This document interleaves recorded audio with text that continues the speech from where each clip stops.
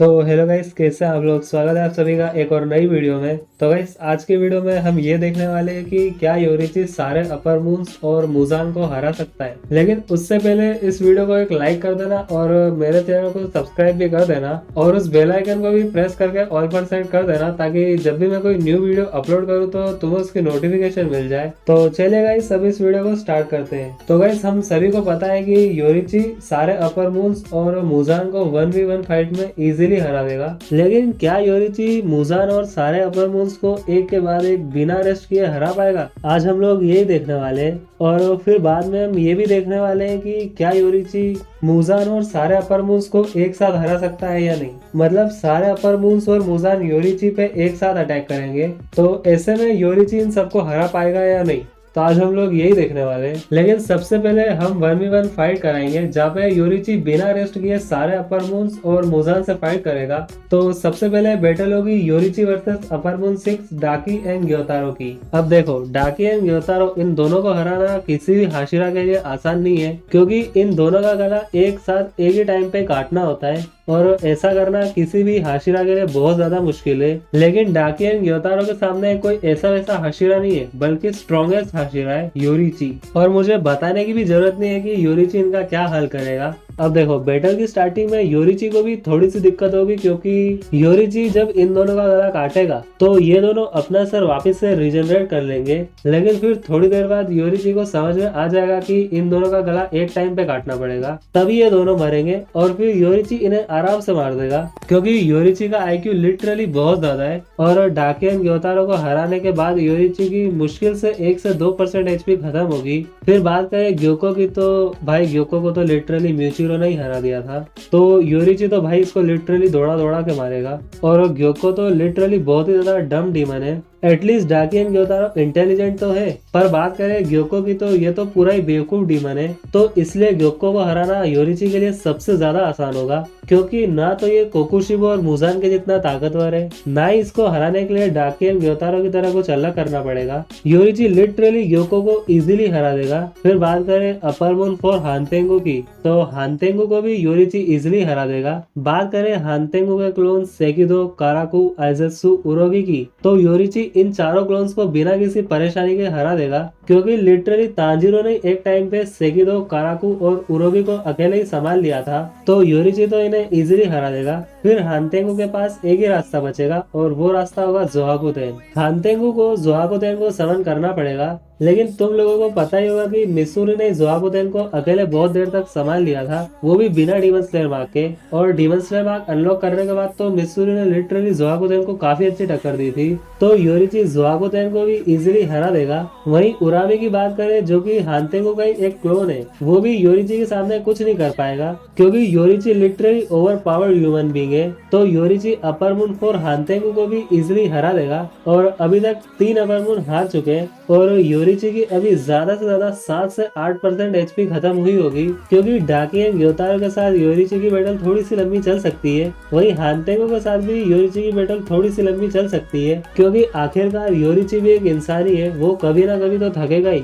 लेकिन ग्योको को योरीची एफर्टलेसली हरा देगा। फिर बात करें अपर मून 3 आकाजा की, तो अब देखो, आकाजा ताकतवर है, आकाजा लिटरली बहुत ज्यादा ताकतवर है। लेकिन आकाजा के सामने कौन है? योरीची, जिसने लिटरली मुजान को दौड़ा दौड़ा के मारा था, तो आकाजा को भी योरीची इजिली हरा देगा। तो अब तुम लोग ये सोच रहे होंगे कि आकाजा का सर काटने के बाद भी वो नहीं मरा था, तो हाँ, ये बात तो सच है कि आकाजा का सर काटने के बाद भी वो नहीं मरा था, पर योरीची आकाजा के कई सारे टुकड़े कर देगा। तुम लोगों को पता ही होगा कि जब योरीची ने मुजान को हराया था, तब मुजान ने योरीची से बचने के लिए खुद के 1800 टुकड़े कर लिए थे, और उन 1800 टुकड़ों में से 1500 टुकड़े योरीची ने लिटरली ऑन द स्पॉट काट के खत्म कर दिए थे। तो योरीची मुजान के 1500 टुकड़े कर सकता है, तो वो आकाजा के भी कई सारे टुकड़े कर सकता है। तो हाँ, योरीची आकाजा को भी इजिली हरा देगा और आकाजा को सनलाइट से भी मारा जा सकता है। फिर आता है अपर मून 2 डोमा। अब देखो, डोमा को तुम लोग जितना वीक समझते हो ना, डोमा उतना वीक है नहीं। डोमा सच में बहुत ज्यादा ताकतवर है। डोमा कानाओ, शिनोबु और इनोस्के से सिर्फ इसलिए हारा था क्योंकि डोमा ने उन्हें सीरियसली नहीं लिया था। अगर डोमा उन्हें सीरियसली ले लेता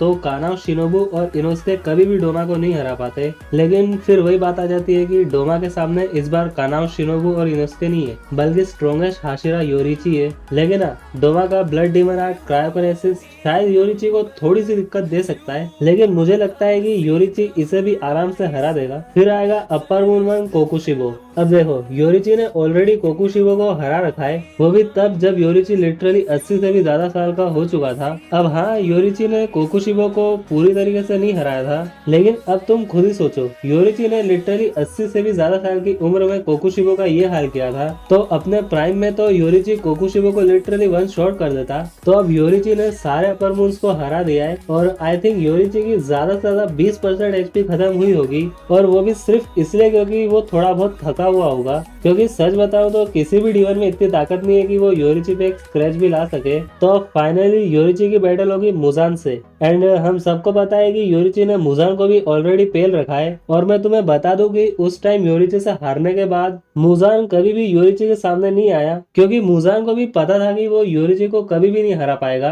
अगर मुजान योरिची को हराने के लायक होता तो वो पक्का योरिची से फिर से बैटल करता, लेकिन मुजान तो डर के मारे छुप कर बैठा रहा और कभी भी योरिची के सामने नहीं आया। इससे क्लियरली पता चलता है कि मुजान लिटरली योरिची के सामने कुछ भी नहीं है। तो हाँ, इस फाइट का विनर है योरिची, और मुझे ऐसा लगता है कि मुजान और सारे अपर मून्स को हराने के बाद योरिची की ज्यादा से ज्यादा 28 to 30% एचपी खत्म हुई होगी, क्योंकि योरिची कंटिन्यू बैटल कर रहा था और थक रहा था। इसलिए मुझे ऐसा लगता है कि बैटल के एंड में योरिची की लगभग 28 to 30% एचपी खत्म होगी। वहीं अब अगर हम बात करें योरिची वर्सेस मुजान और सारे अपर मून्स की, जिसमें अब मुजान और सारे अपर मून्स योरिची पे एक साथ अटैक करेंगे, तो इस बैटल का विनर कौन होगा? तो देखो, इस बैटल का विनर निकालना बहुत ज्यादा मुश्किल है, क्योंकि योरिची इंसान है, वो इन सब से बैटल करते करते कभी ना कभी तो जरूर थकेगा। योरिची एक एक करके इन सब से तो लड़ लेगा, क्योंकि उस टाइम पे योरिची पे एक ही डिमन अटैक कर रहा होगा, तो योरिची को उस टाइम एक ही अटैक से बचना पड़ेगा। वहीं अगर सारे डिमन्स योरिची पे एक साथ अटैक कर रहे होंगे तो उसे मल्टीपल अटैक से बचना होगा। लेकिन फिर भी कुछ भी हो, मुझे ऐसा लगता है कि योरिची मुजान और सारे अपर मून्स को एक साथ भी हरा सकता है,